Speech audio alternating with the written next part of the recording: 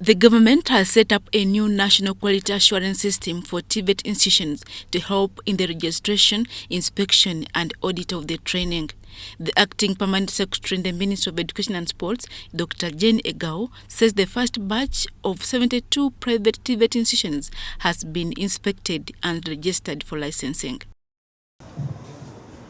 This is the first certificate that we are providing under the reform. It is okay because you are providing the skills, but is it being done right? The way we are moving in this country, there's a lot of technological advancement. The kind of workforce that we now need is not the kind of workforce that we needed for the traditional work that we had. So somehow we must align to what is happening in the industry and what is happening generally in government and the workforce. And for human skills development, for human capital development generally, the ministry is responsible. And therefore, to come up at this time to say, let's regulate skills development is very important. The Commissioner for TVET, Roy emphasized that the Ministry of Education and Sports is mandated to carry out this exercise. She said the program is in line with the TVET policy, which supports the creation of employable skills and competencies relevant to the national transformational labour markets. Institutions applied, and together with the world of work, the employers, the private sector, as you realize today, the people who are facilitating the feedback are from the world of work, because they are the ones who led the teams to go and inspect these institutions to see whether they are worth offering the courses they claimed at that time that they are offering.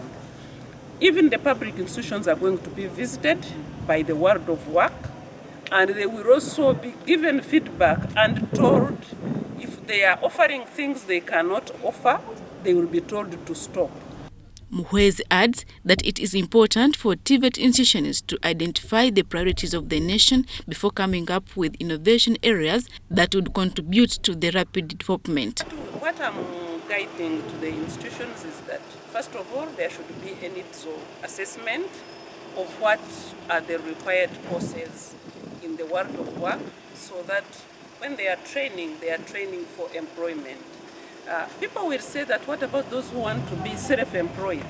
Self-employed, yes, but you have to have standards that whatever you produce, whether it is a product or a service, is also in line with the standards within the country and also within the region, because we are in East African region integration. For the last decade, Uganda has grappled with interventions to support the creation of needed employable skills and competencies relevant to the national transformational labour market. Some institutions were giving out illegal certificates. Those certificates for TVET institutions are supposed to come from UBTEP and DIT, or Directorate of Industrial Training.